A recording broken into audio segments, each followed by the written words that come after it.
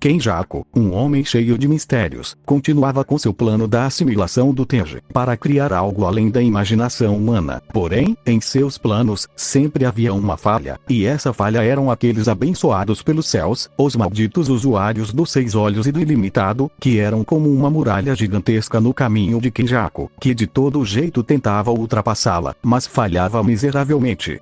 O poder do clã Gojo sempre foi muito fora da curva do mundo Jujutsu. Seu poder era tamanho, ao ponto de desequilibrar a balança de poder entre as maldições e feiticeiros. Kenjaku tinha tudo na palma da mão, todo um plano planejado por quase 1000 anos, mas o que impedia esse plano de acontecer era o contrato de Tenjin com o clã Gojo. Este contrato tinha como principal objetivo impedir com que Tenjin se torne mais maldição do que humano, e protegê-lo a qualquer custo. Esse mísero contrato precisava ser quebrado para que os planos de Kenjaku se concluam, mas ele não tinha poder para isso. Se tem algo que Kenjaku nunca conseguiria mesmo dando a vida, esse algo era derrotar um usuário dos 6 olhos. Ele não tinha e nem poderia almejar ter poder para isso. Ninguém poderia se igualar, a não ser eles. O clã Zenin, um dos 3 grandes clãs, e o principal inimigo do clã Gojo, eles eram os únicos no mundo que tinha poder para se igualar, com a poderosa técnica das 10 sombras. Com seu poder avassalador e versatilidade incrível, o clã era capaz de bater de frente até mesmo com o mais forte usuário dos 6 olhos, algo que ninguém mais conseguia. Durante a Era Edo do Japão, ocorreu um confronto lendário entre o usuário dos 6 olhos e do ilimitado, contra um usuário das 10 sombras. Essa batalha ficou marcada durante anos. Neste confronto, ambos mantiveram uma luta bem equilibrada. Ambos tinham suas qualidades e defeitos, porém os defeitos eram superados com suas incríveis experiências em batalha e conhecimento sobre Jujutsu.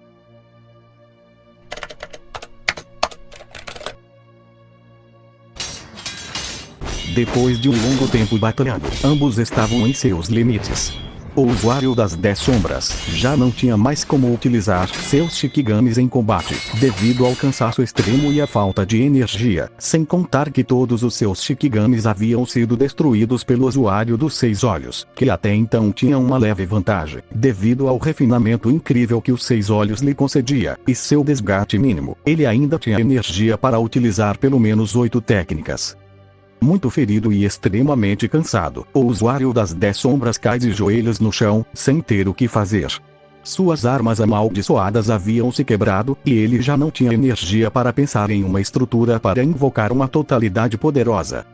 O usuário dos 6 olhos então lentamente se aproxima, ainda com energias para lutar, enquanto empunhava uma arma amaldiçoada. Lutaste bem, bravo guerreiro. Porém, no final, o mais forte prevalece, dizia o usuário dos 6 olhos, se aproximando lentamente enquanto imbuía a energia amaldiçoada em sua espada. Porém, ele parava após ouvir a risada do homem à sua frente, rindo feito um maluco, o que o deixou confuso e com uma sensação estranha. Se for para morrer, eu o levarei comigo até o inferno, dizia o usuário das 10 sombras, se levantando e ficando em uma pose, pronto para utilizar suas últimas energias.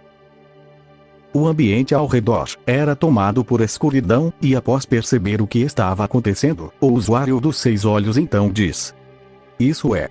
Ele está me forçando a participar de um ritual."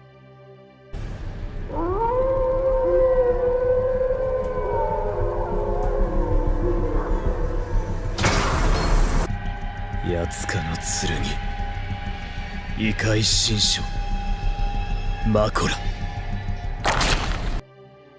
Após presenciar aquela coisa ser invocada, o usuário dos 6 olhos sente um arrepio. O medo toma conta do seu corpo, um medo que ele nunca havia sentido antes. Seus instintos diziam para ele correr, mas seu corpo estava paralisado de medo. "Te vejo no inferno." Ele via como aquele homem era esmagado facilmente, e em seguida era observado por aquela coisa, que agora caminhava em sua direção. O usuário dos 6 olhos então retoma o controle, e então parte para cima com sua arma amaldiçoada, enquanto dava um grito de guerra. Mas era inútil, sua espada havia se quebrado ao tentar atacar aquela coisa, e em seguida, o homem teve seu estômago perfurado pela mão daquela coisa, o que faz jorrar muito sangue de sua boca. Em seus últimos momentos de vida, a última coisa que ele vê é a outra mão daquela coisa segurar sua cabeça e em seguida esmagar.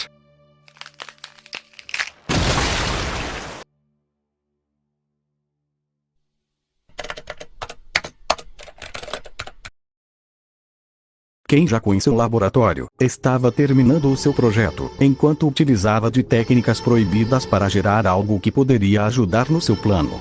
Na mesa logo ao lado dele, havia várias cápsulas que continham fetos amaldiçoados reservados. Essas coisas eram conhecidas como as pinturas da morte, um dos vários projetos de Kenjaku.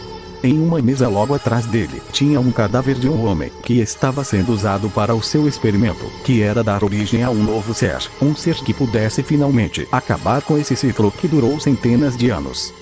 Kenjaku, então, depois de horas de uso de encantamentos secretos, havia terminado seu experimento. Logo à sua frente, em cima da mesa, havia uma cápsula diferente e específica, que continha um bebê recém-nascido. Este bebê era nada mais nada menos que um fruto de uma maldição com um humano, o equilíbrio entre os seres espirituais e os seres humanos. Esse bebê continha o sangue de dois dos grandes clãs, sendo eles o sangue Kamo e o Zemin. Analisando ele, era possível notar como ele tinha uma estranha marca negra no seu braço direito, que parecia ser uma criatura semelhante a um dragão, envolvendo seu braço. Em sua testa, nota-se a existência de um terceiro olho, que mesmo fechado, emana luz e uma forte energia. Depois de muito tempo dentro daquela cápsula, Kenjaku então finalmente decide tirá-lo de dentro dela, e presenciar o despertar do seu experimento. Tirando ele de dentro da cápsula, e o colocando em cima de uma mesa próxima. Depois de um tempo ter se passado, Kenjaku então sente que essa era a hora para o bebê finalmente despertar. Depois de alguns segundos, o bebê então finalmente abre os olhos, e olhando fixamente para Kenjaku, que estava em sua frente. Kenjaku sentia como aquele bebê o olhava com um olhar diferente, sentindo como se ele estivesse não só olhando para o seu corpo mas sim para sua alma. Kenjaku então dava um leve sorriso, para depois dizer: "Seja bem-vindo, Riei."